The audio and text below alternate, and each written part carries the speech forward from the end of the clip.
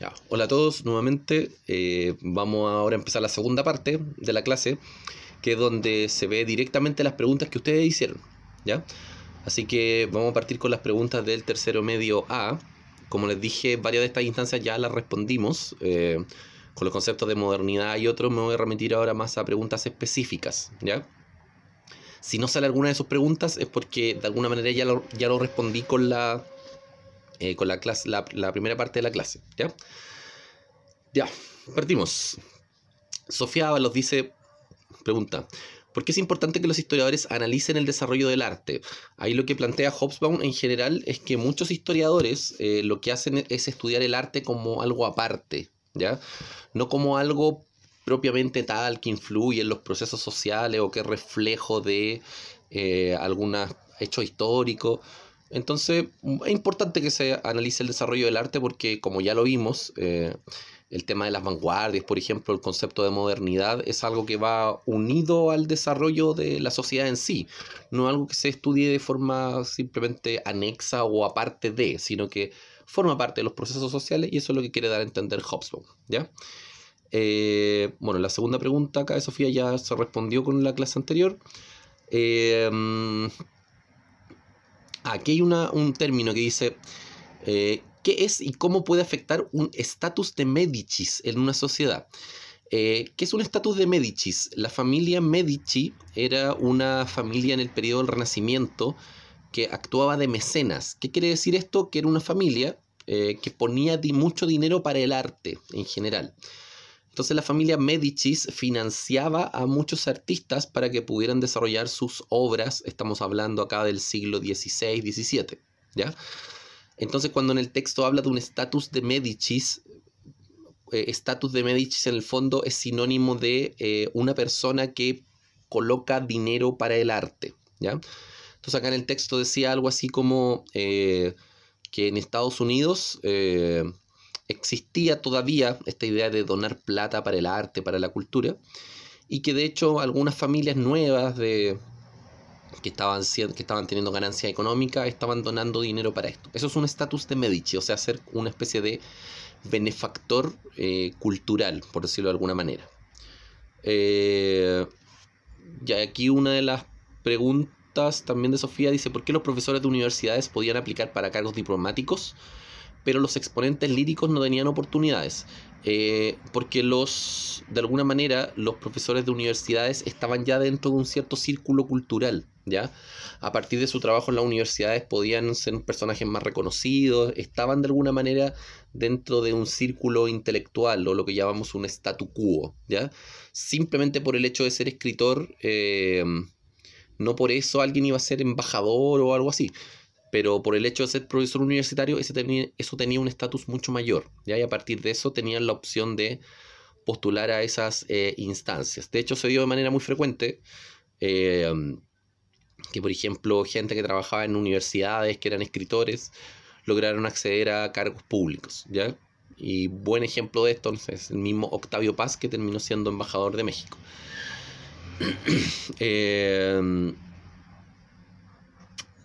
También pregunta Sofía, ¿cuáles fueron los pros y contras de las vanguardias? Los pros ya los explicamos, tiene que ver con lo que buscaban, desarrollo, avance social, análisis crítico, ¿ya? Y alguna contra de las vanguardias, no sé si tienen algo como contra. Quizás de alguna manera algunas vanguardias eran un elemento negativo que podrían tener las vanguardias de alguna manera, es que eran para ciertos círculos intelectuales. O sea, una persona común y corriente, por ejemplo, era muy probable que no entendiera una obra, no sé, del cubismo o del dadaísmo. Ese era como un contra, de alguna manera, de las vanguardias. Eran un poco elitistas, en cierto sentido. Lo cual era también algo contraproducente, porque las mismas vanguardias criticaban el arte de élite o el arte liberal burgués que venía del siglo XIX, porque claro, era un arte demasiado, muy, no sé, elaborado para los sectores altos, pero las vanguardias terminaron cayendo en lo mismo, ¿ya? O sea, muchas veces los análisis eran tan complejos que para una persona común y corriente era difícil poder entender una obra de vanguardia, ¿ya? Eso podría ser algo negativo de las vanguardias. Ya, vamos con las preguntas de Benjamín Paredes. Benjamín Paredes pregunta, ¿Todos los movimientos de vanguardia ya tenían su origen anterior a la Primera Guerra Mundial o tomaron fuerza después de esta? Hubo algunos movimientos de vanguardia que son antes de la guerra, ¿ya? Por ejemplo, las primeras expresiones del dadaísmo es poquito antes de la Primera Guerra Mundial. Pero claro, en general, todos los movimientos de vanguardia ganan mucha fuerza en la década de 1920. Pero hubo algunos que ya eran anteriores a la guerra, ¿ya? Incluso en el caso de Latinoamérica, por ejemplo, ¿ya? Hubo movimientos de vanguardia a finales del siglo XIX, ¿ya? Estamos hablando en México, o inclusive algunos escritores chilenos de finales del siglo XIX se podrían considerar como ciertos escritores de vanguardia. O sea, ¿hay elementos de vanguardia antes de la Primera Guerra Mundial? Sí, hay elementos de vanguardia, ¿ya? Pero se consolidan en la década de 1920. Aquí Benjamín también pregunta, ¿las vanguardias tienen una visión intelectual de modernidad? Sí. ¿Qué visión intelectual tenía el arte antes de 1920? ¿Qué visión intelectual tenía? Tenía la característica de ser un arte liberal burgués, un arte de carácter elitista, ¿ya? Entonces era un arte elitista en general.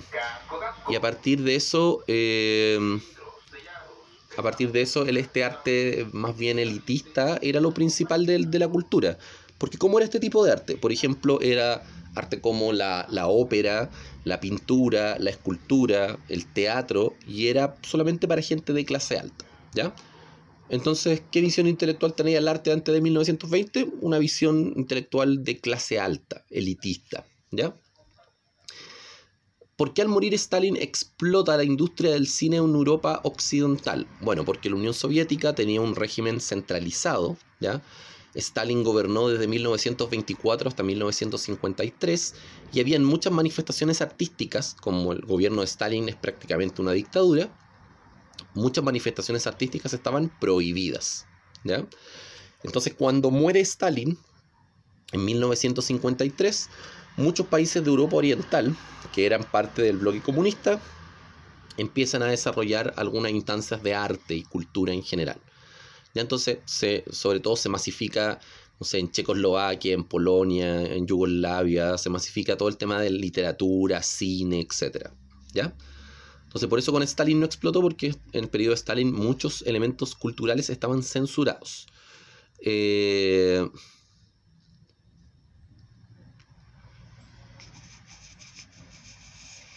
Ya, aquí hay una pregunta de Benjamín también que dice: ¿por qué hoy en día el mismo movimiento que en el siglo XX le llamábamos vanguardias, hoy ya no la hacemos? Elementos como escuchar música, ver películas, lo hacemos todos los días, pero ya no como vanguardia. ¿Por qué? Ya, a ver, es que aquí lo que tiene que ver con la cultura, por ejemplo, el escuchar música, ver películas, ver series, más que algo vanguardista en sí, sería un elemento de cultura de masas, ¿ya? Entonces, en ese sentido, nosotros estamos inmersos en la cultura de masas. ¿Hoy día existen movimientos de vanguardia? Sí, igual existen movimientos que se autoproclaman de vanguardia, pero en general estos movimientos, que pueden ser, no sé, muy específicos de algún tema en particular, han perdido peso en general por la caída de los metarrelatos. Entonces hoy día el ir al cine, ver una serie, escuchar música, no sé, conocer videos de algo, todo eso es parte más de la cultura de masas, ¿ya? Y una vanguardia hoy día sería un grupo cultural que quiere cambiar cosas de la sociedad, y hoy día existen, ¿ya? Hay grupos de vanguardia, pero no tienen tanta importancia porque los metarrelatos perdieron peso, ¿ya?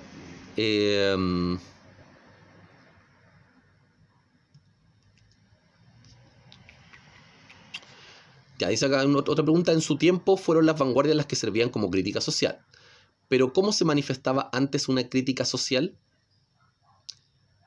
Bueno, antes de las vanguardias, ¿cómo se masificaba? Mediante, por ejemplo, protestas en general o descontento de grupos asalariados, ¿ya? En general, el arte empieza a ser un poco más accesible a los sectores medios y a los sectores bajos a finales del siglo XIX. Ahí es cuando empieza esta crítica estamos hablando de 1900, por ahí es cuando empieza esta crítica al arte liberal burgués. Antes de eso, ¿cómo se manifestaba la crítica? Bueno, mediante la palabra hablada, mediante el descontento, mediante la organización de trabajadores, etc. Pero antes, en general, antes de 1900, el arte era tenía un carácter más bien de entretención o elitista y no se configuraba mucho como un elemento de crítica social. Existía igual, había algo de crítica social en el arte o en la literatura, pero era poco, ¿ya? En general, el arte y la cultura era más una instancia de clase alta y elitista y de diversión, más que un elemento de crítica en sí, ¿ya?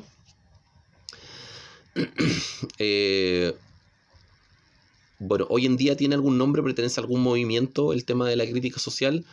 Bueno, hoy día podría haber arte de vanguardia, no tiene un nombre específico, se les sigue llamando vanguardias en distintos contextos, ¿ya? O también, no sé, se le significa con nombre de, por ejemplo, tribus urbanas o con el nombre, no tiene un nombre en específico, ¿ya? Son grupos críticos, organizaciones sociales, ¿ya? Lo que claro, hoy día todo esto se hace así de manera mucho más, a partir de lo tecnológico, se hace de manera mucho más digital, de alguna manera, todo el tema de la crítica y todo eso, ¿ya? Ya. Joaquín Bustos pregunta, ¿qué es el neorrealismo cinematográfico? El neorrealismo viene originalmente del realismo, ¿ya? El realismo era una visión intelectual, un movimiento intelectual que de alguna manera buscaba resaltar lo que tenía que ver con los contextos sociales, ¿ya? O lo que tenía que ver en este caso con el tema de las, no sé, por ejemplo, en una pintura o en el cine, lo que tenía que ver con las expresiones, ¿ya? Y cómo esas expresiones, en términos emocionales, por ejemplo, reflejaban ciertos elementos del contexto. Entonces, el neorrealismo es posterior a la Segunda Guerra Mundial, ¿ya? Y en el neorrealismo cinematográfico hay algunos directores importantes, que acá tengo los nombres y que creo que aparecen también en el texto de Hobsbawm, ¿ya? Dentro del neoliberalismo está, por ejemplo, Vittorio de Sica, ¿ya? Y Vittorio de Sica tiene dos películas bien importantes. Una es el Lustrabotas o el Limpiabotas. Y la otra, que es la más famosa, es el Ladrón de Bicicletas, ¿ya? Entonces el neorrealismo italiano es principalmente el contexto post-Segunda Guerra Mundial y tenía mucho de improvisación también, ¿ya? Ahora, en términos del texto, es para dar un ejemplo de ciertos elementos culturales, pero en sí dentro del texto no tiene tanta importancia, ¿ya? Pero eso es el neorrealismo italiano, una visión cultural o un movimiento que podría considerarse incluso de vanguardia, en los años 50 principalmente, y que trataba de reflejar mucho los elementos sociales, ¿ya? O los elementos del contexto. Ya, segunda pregunta de Joaquín Bustos, ¿qué es el realismo socialista? El realismo socialista es lo que vimos el año pasado, ¿ya? En el año pasado, cuando vimos el contexto de Guerra Fría, dijimos que el capitalismo norteamericano era un capitalismo de carácter keynesiano, o sea, no era completamente de libre mercado. Y el socialismo soviético no era un socialismo en el cual el Estado controlara todo, sino que era, lo que llaman muchos autores, el socialismo real. ¿Qué es el socialismo real? Es lo que se puede aplicar del socialismo. ¿Y qué es lo que se puede aplicar del socialismo según Hobsbawm y otros autores? Un gobierno fuerte y un gobierno centralizado, ¿ya? O sea, en el fondo, lo que se puede aplicar del socialismo es el concepto de socialismo real, ¿ya? Y ahí aparece como realismo socialista, que en este caso es lo mismo. Es como se denomina el socialismo soviético entre los 50s y los 90s, ¿ya? ¿Quiénes son los neoeslavófilos? Eslavófilo se refiere a eslavo, ¿ya? ¿Cuáles son los países eslavos? Todos los que tienen que ver con la zona de Europa Oriental, estamos hablando de los países de origen eslavo, serían en este caso Yugoslavia, por ejemplo. También Polonia podría ser parte de la zona eslava, Bulgaria. Entonces, cuando habla de los neoeslavófilos, filos es amigo de o que apoya a, ¿ya? Entonces, cuando habla de los neoeslavófilos, son los países que apoyan lo que hace Polonia, Yugoslavia, Bulgaria, ¿ya? Eso es neoeslavófilo. Y bueno, neo porque hay un apoyo a esos países en la década del 50 y 60 y antes ya había existido otro tipo de apoyo, por ejemplo, no sé, en la Primera Guerra Mundial, los países que querían ayudar a Polonia a liberarse del dominio nazi. Ya, otra pregunta de Joaquín Bustos, ¿cómo fue ¿cómo fue el mercado alcista de los años 80? Se refiere al alza de precios. A ver, en general, después de la Segunda Guerra Mundial, los precios de muchos productos de arte, por ejemplo, cuadros, pintura y todo eso, subieron mucho, ¿ya? De hecho, hubo algunas instituciones que está citado ahí en el libro, como una empresa de ferrocarriles que compró una pintura porque pensaba que después iba a subir de precio, ¿ya? Entonces, bueno, desde los 50 en adelante hubo mucha especulación y había, no sé, millonarios, por ejemplo, que compraban obras artísticas porque pensaban que después iban a valer mucho más, ¿ya? Entonces el mercado, claro, además como Estados Unidos tenía una instancia de estabilidad económica, era mucho más frecuente invertir en arte, ¿ya? Sobre todo en sectores acomodados en general.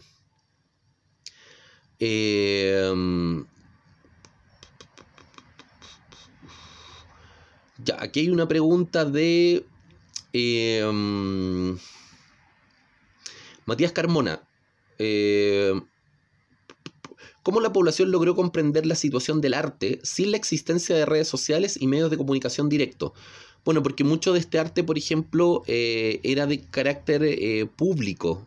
Carácter público en el sentido de que, por ejemplo, no sé, el arte desde la década del 50 en adelante se basa mucho en lo cotidiano, en la cultura de masas. Entonces, por ejemplo, bueno, ¿cómo una persona podía conocer de una película? Yendo al cine a ver esa película, ¿ya?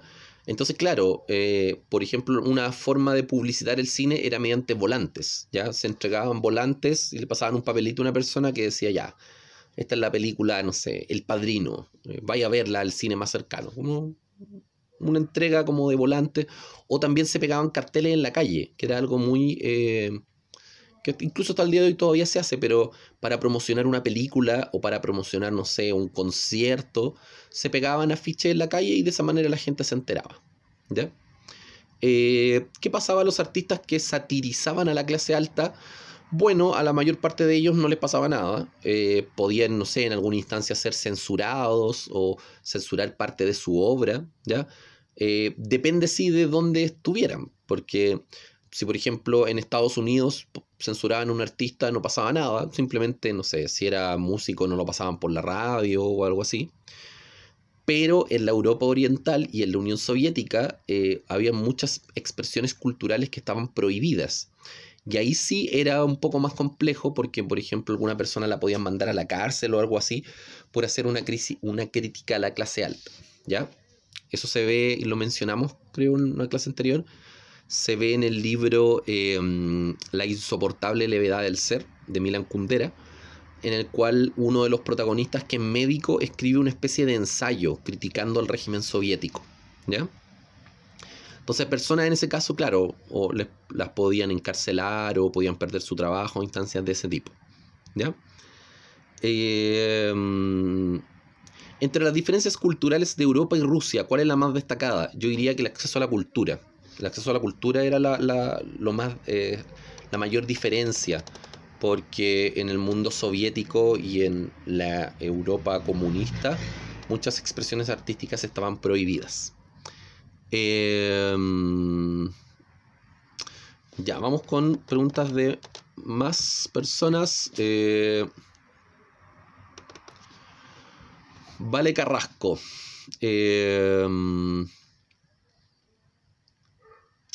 ¿Por qué en Latinoamérica fue la literatura la que tuvo mayor fuerza de crítica durante el periodo de las vanguardias?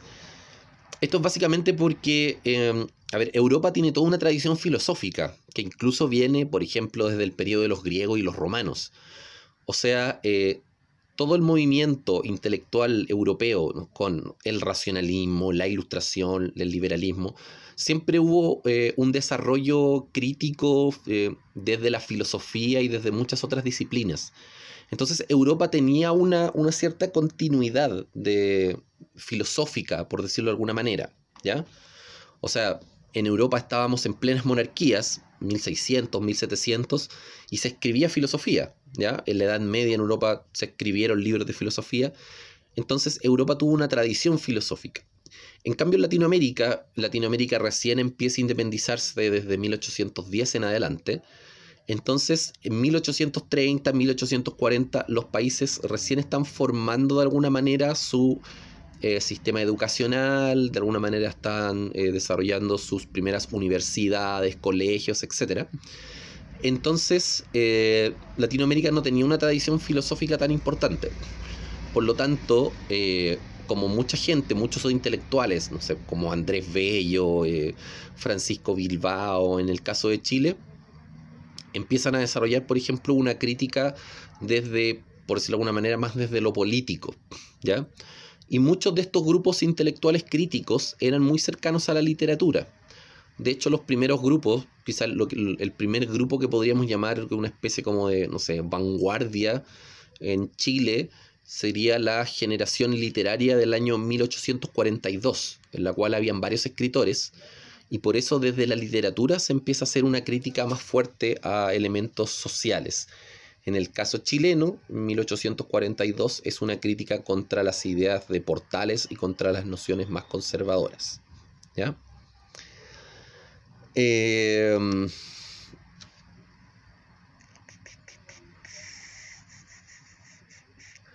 Si el arte pierde peso como movimiento de crítica social, ¿surgen nuevas instancias de crítica? Sí, surgen nuevas instancias de crítica. El arte sigue siendo crítico en general, ¿ya? Pero cuando nos referíamos a que el arte perdía peso, nos referíamos sobre todo al tema de las vanguardias. Son las vanguardias las que pierden peso. Pero hasta el día de hoy el arte sigue siendo un elemento de crítica, ¿ya? Ahora hay que ver, claro, si es un arte más popular, de masas, o un arte de vanguardia. Ahí hay una cierta diferencia.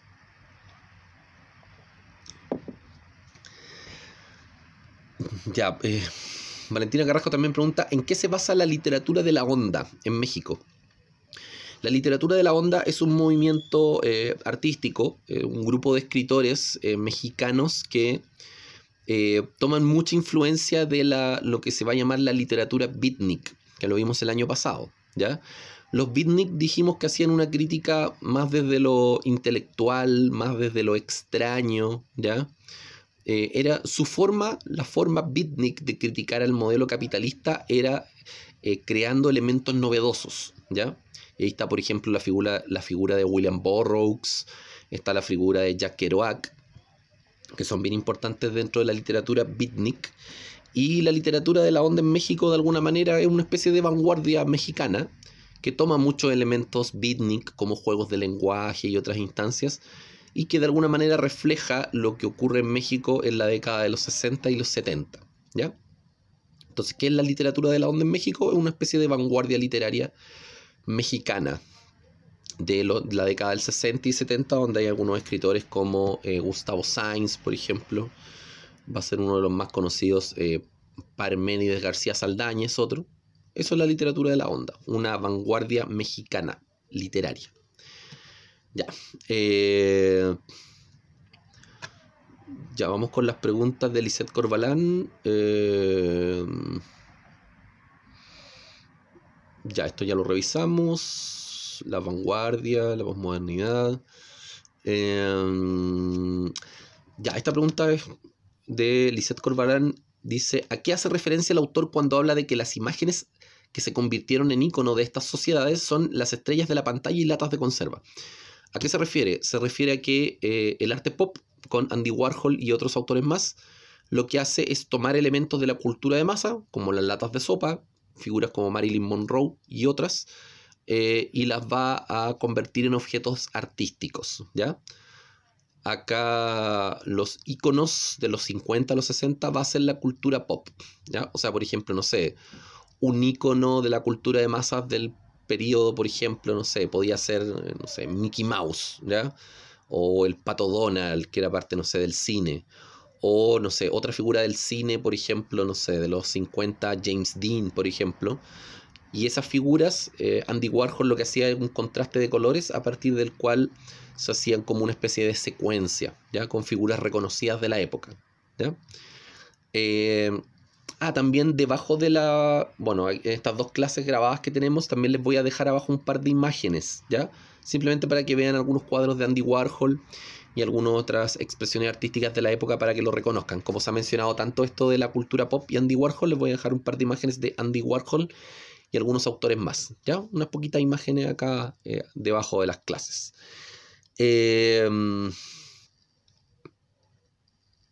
Ya, eso sería porque lo demás de Lisa Escobar lo respondimos. Ya, Felipe Trigo, movimientos, pregunta, ¿como los hippies, los beatniks, los panteras negras ayudaron al movimiento de las vanguardias? Sí, y de hecho esos mismos movimientos se pueden considerar como movimientos de vanguardia al hacer una crítica al capitalismo de los años 60, sobre todo en el contexto de la Guerra Fría. Pregunta, ¿qué cambios culturales generó la muerte de las vanguardias? El principal cambio cultural es el fortalecimiento de la cultura de masas. Cuando las vanguardias empiezan a apagarse, ¿ya?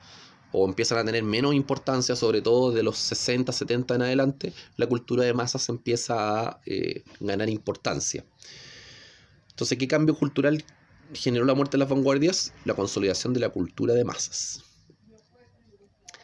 Ya, eso lo respondimos. Ya, esta pregunta está muy buena. ¿De qué manera el neoliberalismo acaba con las vanguardias? De alguna forma el neoliberalismo lo que intenta hacer es darle un carácter más económico a la sociedad. O sea que la sociedad ahora se guíe más por elementos económicos y elementos de consumo. Entonces, una de las cosas que propone el neoliberalismo es, bueno, aparte de la privatización de todo lo que antes era público, aparte, no sé, el tema de cortar los derechos sociales, cortar el financiamiento de todo eso, el neoliberalismo impulsa mucho el consumo, ¿ya? Y el consumo exacerbado, de alguna manera, va dejando de lado estas innovaciones culturales. Ahora también el neoliberalismo, de alguna manera, fomenta mucho la individualidad, ¿ya? Fomenta lo individual. Y las vanguardias, en general, eran proyectos mucho más colectivos. Entonces, en ese sentido, las vanguardias iban de la mano con el concepto de modernidad, y como eso empieza a ser dejado de lado por la instancia neoliberal, el neoliberalismo fortalece eso. Entonces el neoliberalismo fortalece el consumo, fortalece la individualidad, y en ese sentido, si ustedes se dan cuenta, la posmodernidad como que se conjuga bastante bien con el neoliberalismo, porque el neoliberalismo busca la individualidad, busca el consumo, la posmodernidad también. El neoliberalismo busca más lo que tiene que ver con la individualidad de la persona, ¿ya? La posmodernidad también. El neoliberalismo busca fomentar el consumo, y como la posmodernidad se basa mucho en la idea del presente, como el presente ocurre ahora, en este momento, si yo compro algo, si yo consumo algo, eso sirve para mis fines en términos neoliberales, ¿ya? Si yo me compro, no sé, un televisor para disfrutarlo ahora en el presente, eso está muy relacionado con los preceptos o principios de la posmodernidad y también con los principios del neoliberalismo, ¿ya? Así que de alguna manera, claro, el neoliberalismo se conjuga bastante bien con la posmodernidad. Entonces al neoliberalismo, de alguna manera, claro, las vanguardias como que no les sirven mucho, trata como de eliminarlas. ¿Y cómo trata de eliminar eso? Bueno, principalmente mediante las instancias ligadas al individualismo.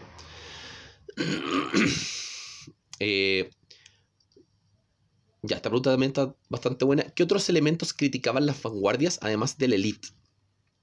Las vanguardias, por ejemplo, también criticaban mucho a la religión en general. Van a haber vanguardias que van a tomar elementos religiosos y los van a ridiculizar o les van a hacer ciertas parodias, ¿ya? Por ejemplo, en México y en Centroamérica van a haber un par de movimientos artísticos, por ejemplo, que van a tratar como de criticar elementos de la religión católica, ¿ya?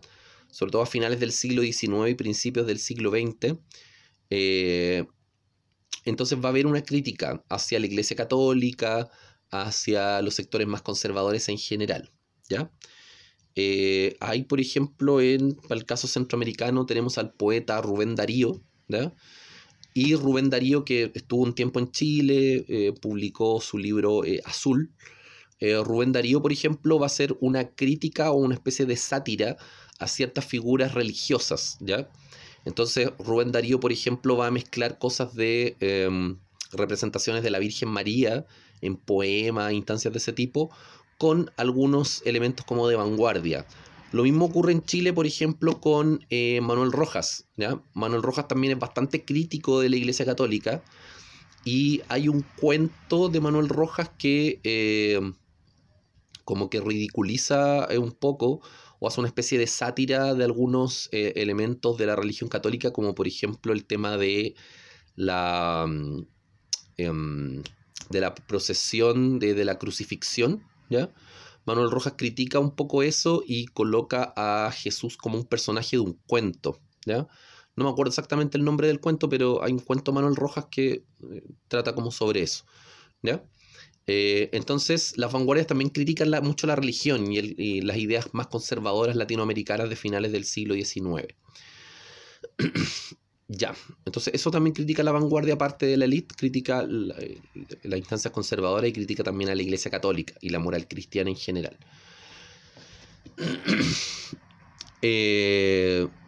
Benjamín Joffre, ¿cuál fue la principal razón del comienzo de la primavera de Praga? Eso es materia del año pasado. La primavera de Praga fue un movimiento revolucionario que se desarrolló en Checoslovaquia, ¿ya? Y el motivo principal de la primavera de Praga fue una especie de liberación de algunos elementos del socialismo soviético, ¿ya? Checoslovaquia, Yugoslavia, Rumania querían desarrollar algunas instancias un poco más independientes de la Unión Soviética, ¿ya? Entonces por eso parte la primavera de Praga. ¿Por qué los gobiernos reprimieron y controlaron a las vanguardias? Bueno, porque eran peligrosas, eran críticas y obviamente eso podía alterar el orden establecido. ¿Qué relación se puede ver entre la crisis económica, supongo que se refiere a la del 29, y la muerte de las vanguardias? ¿Hay un cierto vínculo nexo? Sí, puede ser que las vanguardias hayan tenido menos peso en la década del 30, pero los movimientos de vanguardia se desarrollan en general hasta los 60, los 70. Ahora, ¿el hecho de que haya crisis económica incide en que las vanguardias pierdan peso? Sí, de alguna manera influye, porque en un país al haber menos recursos, si la vida es mucho más complicada, probablemente gente que antes se dedicaba al arte ahora se va a dedicar a instancias mucho más concretas para poder sobrevivir, ¿ya?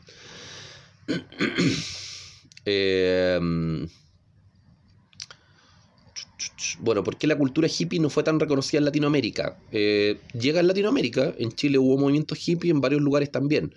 Lo que pasa, claro, es que como el movimiento hippie parte en Estados Unidos, obviamente va a tener más peso e influencia allá que acá, ¿ya? ¿Qué más? A ver. Ya aquí las preguntas de Martín Lastarria, de alguna manera ya eso lo hemos respondido. Ya tiene una pregunta aquí, Martín Lastarria. ¿Qué ocurre cuando los cassettes comienzan a perder protagonismo? Bueno, surge otro formato de reproducción de música, los CDs, en los 90. ¿Se continúa siendo arte elitista luego de la llegada de otros estilos? Sí, igual se continúa siendo este arte más clásico del siglo XIX, como la ópera, la música clásica que se entendía, o la pintura, hasta el día de hoy sigue a pesar de la llegada de las vanguardias y la cultura de masas, igual se sigue haciendo. Y aquí la Lastarria preguntaba por la filosofía también, que ya lo respondimos. Ya, aquí está lo del pop art nuevamente, también lo respondimos. ¿Por qué hay una crisis de los países en el año 74? Eso es principalmente por el tema del petróleo, que también lo explicamos el año pasado, ¿ya? Está la crisis del petróleo que hace que, sobre todo el mundo occidental, Estados Unidos, Francia, Inglaterra, pierdan mucho dinero porque el precio del petróleo se eleva a un precio estratosférico por conflictos de Medio Oriente. Y lo importante de esa crisis es que da pie al origen del modelo neoliberal, ¿ya?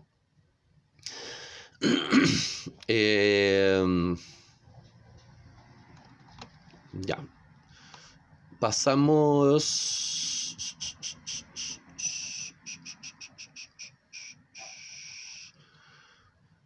¿Qué herramientas ayudaron a la masificación en la década de los 80? Lo que explicamos de las radiocaseteras, los videos, los VHS, ayudaron a que la cultura se masificara. Ya, seguimos avanzando.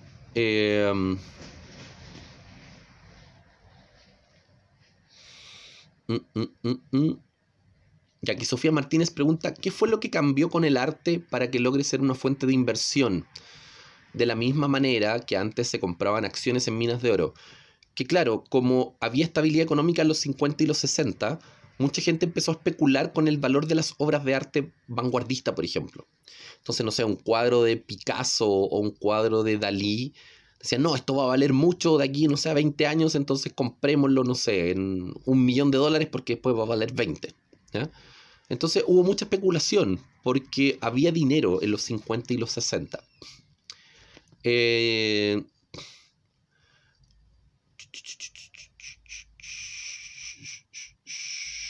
Y aquí la otra pregunta de Sofía Martínez, ¿cuáles serían las razones para que la relación entre el dinero y arte sea ambigua? Porque claro, una obra artística tiene un valor monetario, ya tiene un valor económico, pero, o sea, el valor, ¿qué es lo que le da el valor a esa obra artística? Le da el valor el hecho simplemente de que, por ejemplo, se haga muy conocida, el hecho de que sea de un pintor importante, el hecho de que hayan pocas pinturas de algo. O sea, la relación es ambigua porque no hay un vínculo directo. No es que todo el arte sea muy caro o no es que todo el arte sea, no sé, pueda ser accesible solamente para las clases más altas. Entonces, o sea, el arte y el dinero pueden tener influencia uno y otro o pueden tener relación, pueden o no tener relación. Por eso dice que el arte y el dinero, la relación es ambigua. No sé, quizás hoy día, claro, no sé, supongamos un disco de Elvis Presley que salió, no sé, el año 58. Hoy día, ese disco original, claro, va a valer mucho más como por instancias de colección y demás, pero quizás un disco de un artista menos conocido, ya, no va a ser tan importante o tan caro. Entonces por eso no es que algo por ser más antiguo tenga un mayor valor, sino que también por la importancia artística o por el impacto que tiene. Y aquí otra pregunta, Sofía Martínez dice, aquí cito una parte del texto, ¿por qué sería difícil hacer una lista de pintores de 1950 a 1990 que pudieran considerarse grandes figuras? Porque la pintura era parte del arte burgués que venía del siglo XIX. La pintura en este caso, al ser un arte liberal burgués, pierde peso y pierde importancia con la cultura de masas y pierde importancia también con muchos movimientos vanguardistas. Entonces, por eso es difícil hacer una lista de pintores desde el 50 en adelante, porque la pintura era considerado como el arte más antiguo o el arte, no sé, más elitista del siglo XIX.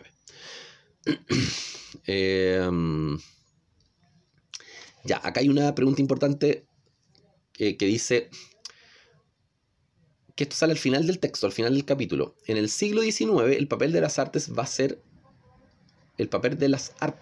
ser algo oscuro, pero no es el caso para el papel de las ciencias. ¿A qué se debe esto?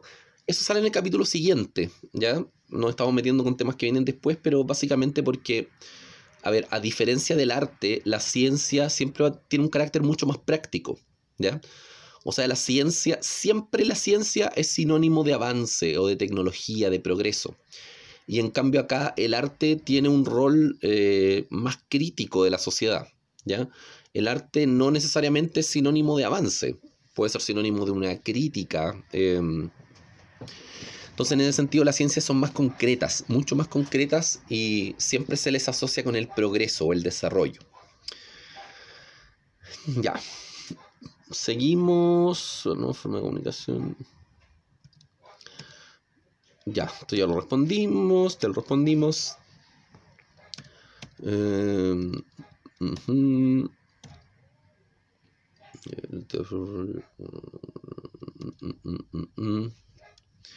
Y aquí una pregunta de Martín Narea que dice, al convertirse en algo más popular, ¿el arte gana o pierde valor? Según la cultura de masas, si se vuelve más popular, ganaría valor, ¿ya? Ganaría valor, por ejemplo, no sé, los cuadros de Andy Warhol en relación a la sopa Campbell, por ejemplo. Ganaría valor porque después ese cuadro va a valer mucho más, no sé, de aquí a 20, 30, 40 años, ¿ya? Entonces, como el arte es un arte, hay un arte de cultura de masas, cuando el arte se vuelve más popular, gana valor, ¿ya? Ahora, claro, no sé, desde la perspectiva de la posmodernidad, que tenemos un arte como sumamente localizado, particular, mientras más desconocido, mejor, ¿ya? Mientras más desconocido, mejor, tiene un mayor valor artístico, por decirlo de alguna forma. Pero si hablamos de valor monetario, obviamente al hacerse más popular, gana más valor. Ya lo respondimos eso también. Ya, aquí hay una pregunta interesante. Valentina Nilo dice, ¿por qué Hobsbawm piensa que la teoría de un solo autor es absurda? Bueno, porque la cultura de masas en general son elementos artísticos más colectivos, por decirlo de alguna manera. Para hacer una película, que es el ejemplo que citan en el libro, para hacer una película no es una sola persona la que hace una película. Claro, obviamente el talento ahí del director, no sé, que mencionaban en el texto a Akira Kurosawa en alguna parte. Claro, él es el principal director, dibujante de sus películas, pero él para poder hacer una película tiene que trabajar con un conjunto de personas, ¿ya? O sea, si queremos hacer una película o una serie, no es la obra de una persona, es una obra de carácter un poco más colectivo. Claro, ahí se denota obviamente el talento del creador o del director, pero es ahora en lo que se puede llamar, que también aparece al final del texto, en la era de la reproductibilidad técnica, ¿ya? Que por ejemplo, no sé, yo puedo hacer una película o hacer una serie o escribir, no sé, un libro. Claro, influye mucho obviamente el talento del creador, pero la mayor parte de esas expresiones culturales ya no es algo completa y únicamente individual, como sí ocurría, por ejemplo, con el arte del siglo XIX, ¿ya? En el siglo XIX, no sé, ya un autor como Chopin, por ejemplo, podía componer una pieza musical completa y claro, después otros músicos la ejecutaban, pero él era el creador absoluto de eso. Hoy día, probablemente, no sé, dentro de la música contemporánea, si hay, no sé, un cantante o una banda de rock que hace una canción, no es la creación de una sola persona, ¿ya? Es la creación de varias personas al mismo tiempo que inciden en cómo suena esa canción, ¿ya? Entonces, por eso hoy día es difícil encontrar eso de que la obra artística es creador de un solo autor, es de varios en general, o más de una persona incide en la creación artística.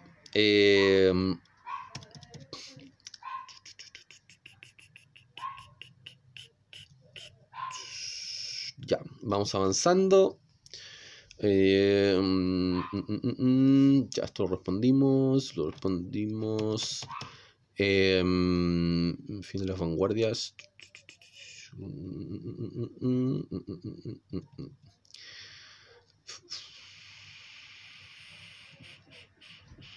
Ya, aquí Cristóbal Pinilla pregunta: si en la actualidad el arte de París es bastante valorado, ¿qué ocurrió en esa época para que fuera reemplazado? Ocurrió lo mismo que en el resto del mundo. Se masificó la cultura de masas, ¿ya? Y en general el arte de París, que es como valorado, es principalmente el arte que viene desde el siglo XIX, como el arte más clásico, ¿ya? La gente se aburrió de ese tipo de arte, en parte sí, porque estaban buscando elementos más novedosos, ¿ya? Entonces, en general, en el mundo occidental, todo lo que tiene que ver con las expresiones artísticas se vuelven un poco más ligadas a la cultura de masas. Ya acá hay algo que no se había preguntado, que es cuál es la intención de Mao Zedong, el gobernante de China, de hacer desaparecer el arte y la cultura. Como el arte y la cultura obviamente considera elementos críticos, el gobierno de Mao Zedong es prácticamente un gobierno autoritario, un gobierno con cierto carácter dictatorial. Entonces quería eliminar el arte y la cultura porque eran elementos críticos y peligrosos para su régimen político, ¿ya? ¿Qué ocurrió para que el arte de las esculturas desapareciera casi por completo? Fue reemplazado por otros tipos de arte, como la cultura de masas, el cine, la televisión, porque es otro tipo de formato y que ya no depende tanto de una sola persona. Entonces, por eso la escultura, por ejemplo, o la ópera han ido perdiendo importancia en términos culturales, ¿ya? Porque han sido reemplazados por otros formatos más accesibles para la cultura de masas.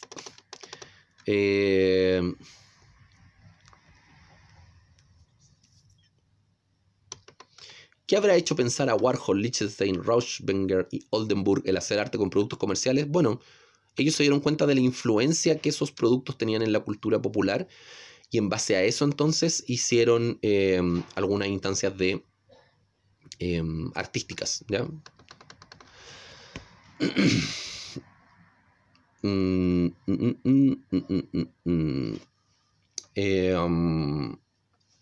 Ya, esto ya se respondió.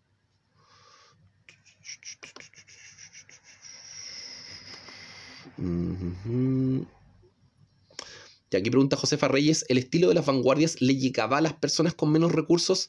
Era difícil en general, porque había que tener un cierto nivel de conocimiento y educación para poder conocer estos elementos de vanguardia y poder interpretarlos, ¿ya?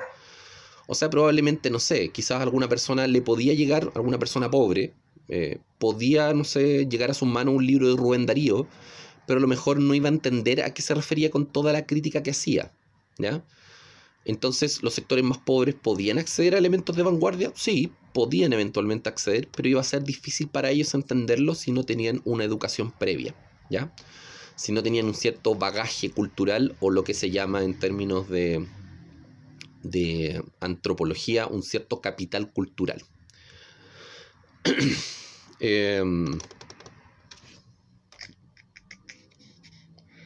Catalina Rojas pregunta, ¿cuál era el verdadero propósito de la tecnología en ese entonces? ¿Estaba manipulada? Bueno, siempre la tecnología ha sido un elemento de control social. Siempre la tecnología ha estado manipulada y siempre obedece a los intereses también de ciertos sectores económicos. Bueno, basta ver el hecho de que en todos sus celulares hay un montón de elementos que identifican información, ¿ya? Que se hace mediante el internet, que es el uso de las cookies. Entonces, si ustedes, claro, ustedes buscan información de zapatillas, les va a salir publicidad de zapatillas. Si ustedes buscan elementos de cine, les van a salir elementos de cine de publicidad. Si ustedes buscan autos, les va a salir autos de publicidad. Todo eso tiene que ver con las cookies, ¿ya? ¿Cuál era el verdadero propósito de la tecnología en ese entonces? Bueno, generar diversos medios de comunicación, multiplicar o expandir los medios de comunicación. Y eso termina ayudando, como dijimos, a la cultura de masas, sobre todo porque, claro, yo ahora, no sé, puedo ver una película en mi casa, yo puedo, no sé, comprar el video, el VHS, el DVD o el Blu-ray de, no sé, Rocky 4 y la puedo ver cuantas veces quiera. Por eso es que la cultura ahora se puede reproducir de manera mucho más rápida, que es lo que Walter Benjamin llama la era de la reproductibilidad técnica, ¿ya? Ya, todo eso ya lo respondimos. Ya se repiten varias preguntas acá en los que siguen. Neorrealismo.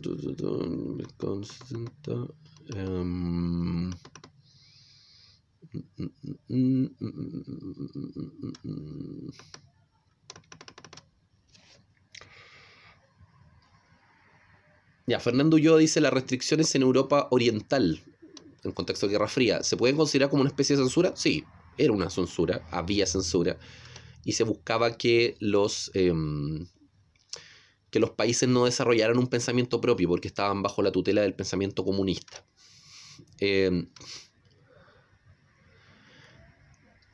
Ya aquí una pregunta interesante. Dice, las críticas de vanguardia, al ser tanto hacia el comunismo como hacia el capitalismo, ¿se podría decir que quienes hacían estas críticas tenían una visión neutra o dependía de su preferencia política? Tenía mucho que ver acá la preferencia política. Yo podía hacer una obra de vanguardia anticomunista o anticapitalista, dependía mucho del enfoque que yo le daba, ¿ya? Si yo escribía un libro, o si hacía una película, o si hacía un dibujo animado, depende obviamente de mi percepción de si yo soy, no sé, estoy a favor del capitalismo, del comunismo, obviamente voy a criticar una u otra cosa. O sea, sí, la crítica depende de la preferencia política, la crítica nunca es neutra en ese sentido, ¿ya? ¿De qué forma se ve afectado América, el continente americano, con el desarrollo de los medios de difusión en general? Pasa lo mismo que en el resto del mundo. La cultura de masas se expande y eso termina siendo una herramienta que permite la crítica cultural y social en distintos aspectos, ¿ya?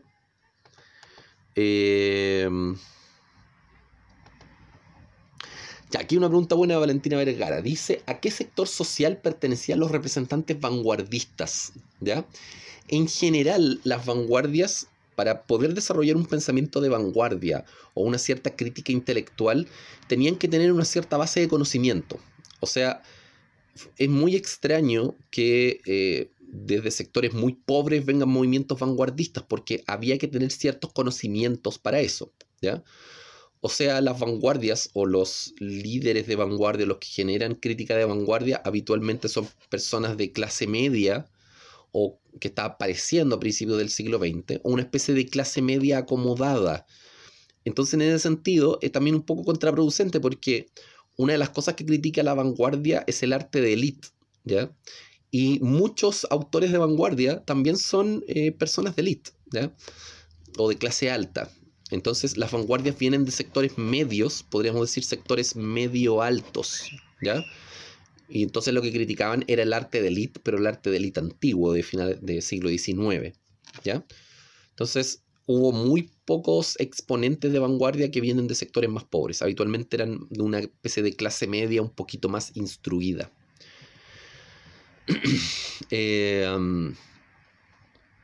Bueno, también pregunta Valentina Vergara, ¿de qué forma la burguesía se opuso a las vanguardias?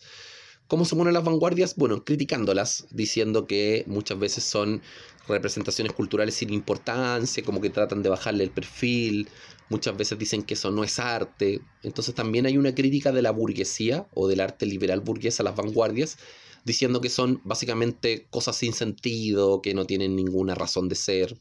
Esa era la forma de desacreditarlas. Ya, otra pregunta más de Valentina Vergara. Dice, ¿por qué la industria cinematográfica en Polonia, Checoslovaquia y Hungría surge con fuerza en la década del 50? Porque es una de las pocas formas que existe para criticar al régimen comunista. Entonces muchos autores o muchos directores de cine de la época pensaban que lo que ellos hacían era algo muy importante, porque cuando muere Stalin en el 53, empieza una cierta crítica generalizada en muchos sectores de Europa Oriental, y ellos sentían, no sé, un cineasta, no sé, checoslovaco, yugoslavo, polaco, un escritor de esas características, sentía que estaba haciendo algo importante, porque estaba criticando elementos del régimen comunista. Y en un principio no hubo tanta censura sobre el cine, por lo tanto, sirvió como una herramienta de crítica social muy importante. Ya.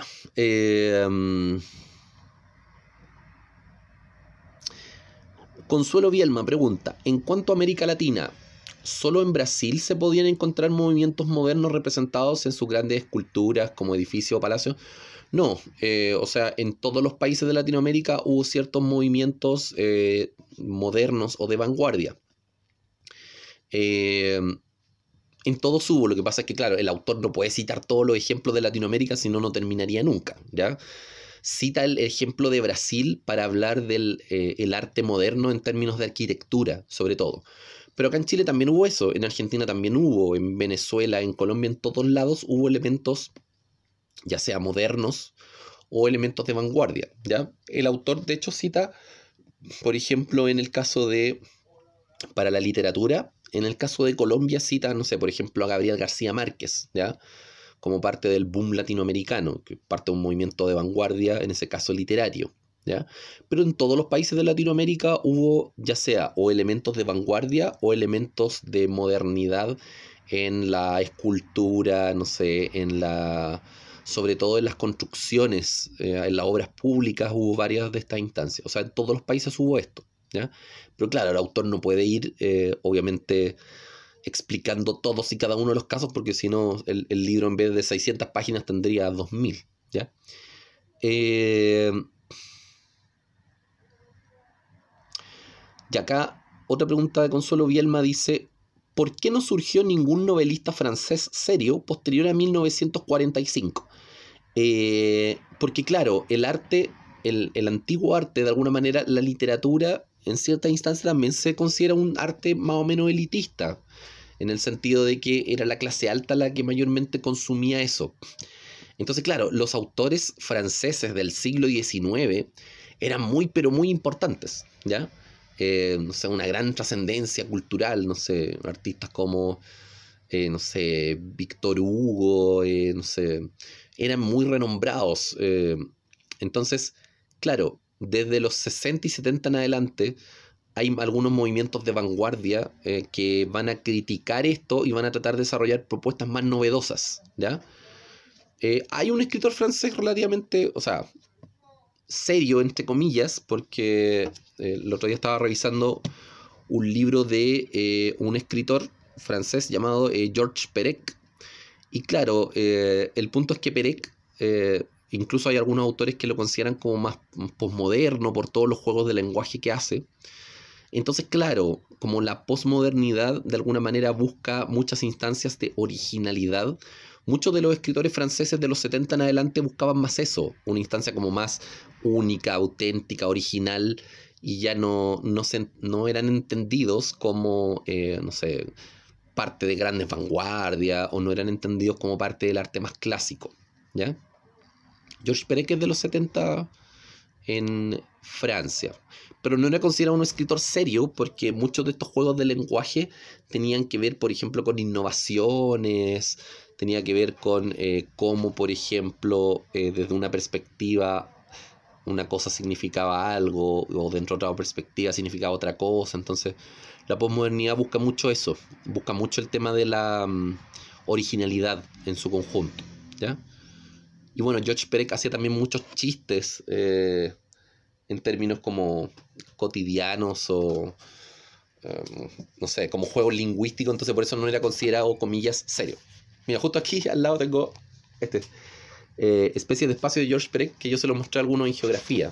Entonces Georges Perec tiene cosas como, por ejemplo, esto de acá, que se lo mostré también en el curso de geografía, mapa del océano, que es como una especie como entre chiste y, no sé, experimentación literaria. Y acá también, miren, una especie como de poesía a partir de los espacios, ¿ya? Busca como formas novedosas. Entonces, por esas cosas como originales, creativas, Georges Perec no es comillas, un escritor serio, ¿ya? Serio en términos de lo más tradicional y la grandiosidad, no sé, de la literatura francesa del siglo XIX.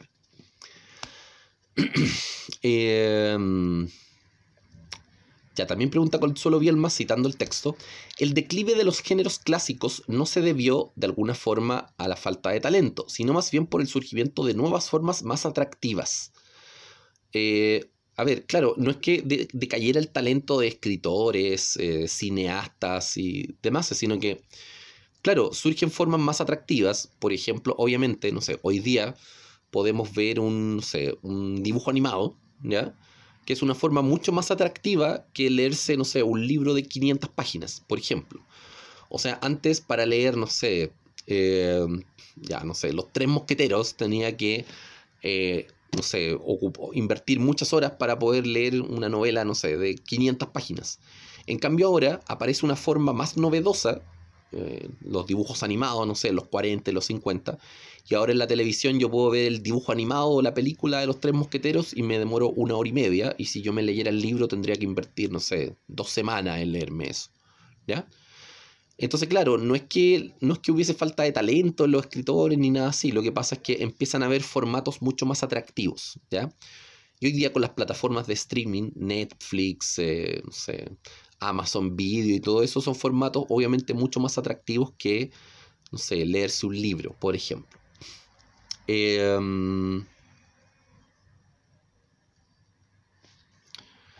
aquí hay una pregunta también de Consuelo Bielma del cubismo. Si el cubismo no tenía ningún tipo de fundamento teórico, ¿por qué tuvo una aceptación y valoración tan grande? Ya, es difícil esta pregunta porque, a ver, el cubismo sobre todo tuvo como cierta importancia o preponderancia, por ejemplo, en España, en Francia, y hay obras del cubismo bien representativas, ¿ya? Por ejemplo, el Guernica de Picasso, ¿ya? Que es una pintura bien importante, y esa pintura, por ejemplo, refleja elementos de la Guerra Civil Española, ¿ya? Que ocurrió entre 1936 y 1939. Entonces el cubismo tuvo un cierto impacto porque varios artistas cubistas de alguna manera también hicieron algo como de crítica social, ¿ya? Pero claro, un fundamento teórico más como elaborado que eso no hay de parte del cubismo, ¿ya? Era una crítica como a las formas en general. Ya, Ignacio Yarur pregunta.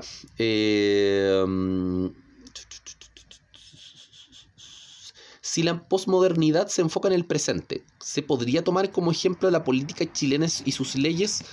Yo diría que no, porque la política en general se sigue basando en elementos más modernos, ¿ya? En general, todo lo que tiene que ver más con la posmodernidad está más explicado relacionado en torno a la cultura en general. Entonces, la posmodernidad se puede ver, por ejemplo, en, no sé, elementos culturales, crítica cultural, en las costumbres, en las tradiciones. Ahí tenemos como más elementos posmodernos, ¿ya? Pero la política, si nos regimos por un parámetro liberal republicano, eso sigue siendo mucho más moderno, ¿ya?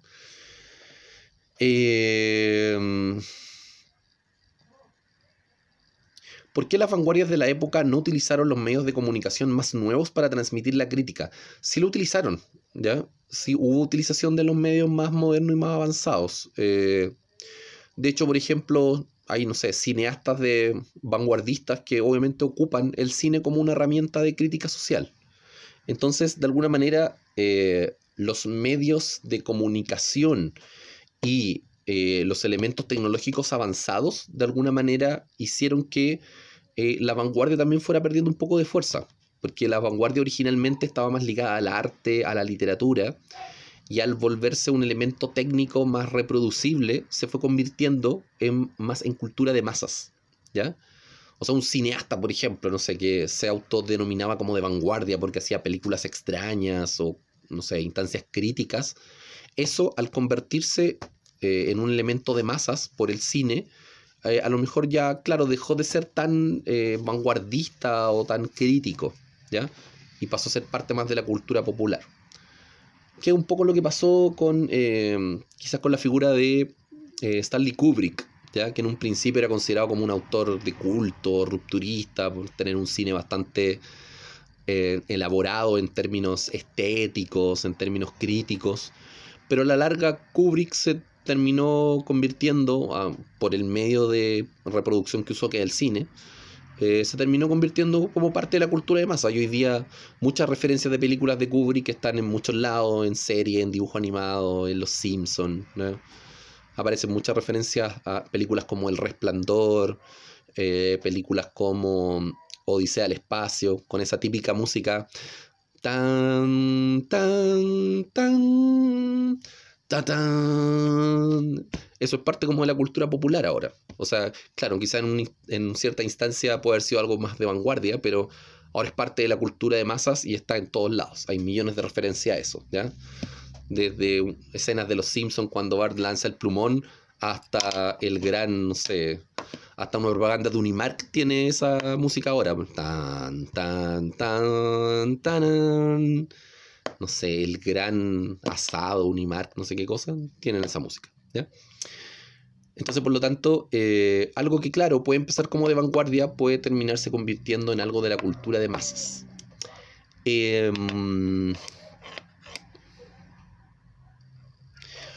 Ya, aquí hay una pregunta importante. Dice, ¿cómo hacían los vanguardistas soviéticos para expandir la crítica? A ver, en la Unión Soviética no había un arte de vanguardia crítico en sí.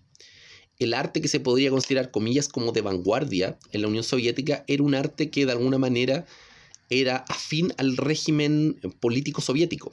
Entonces, por ejemplo, no sé, los artistas de la Unión Soviética, que eran considerados como vanguardistas, eran artistas que apoyaban al régimen de Stalin o al régimen comunista en general.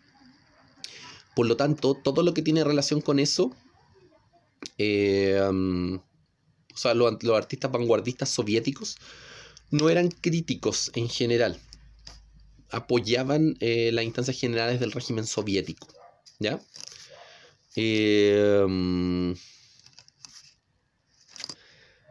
Ya, con eso estaríamos para la resolución de preguntas del tercero medio A, ¿ya? Bueno, varias preguntas se repetían, quedamos hasta acá con la resolución de preguntas del tercero medio A y posteriormente ahí vamos a ir revisando lo que viene respecto a esto, ¿ya? Listo, terminamos con las del tercero A, un abrazo, que estén muy bien, cuídense, nos vemos.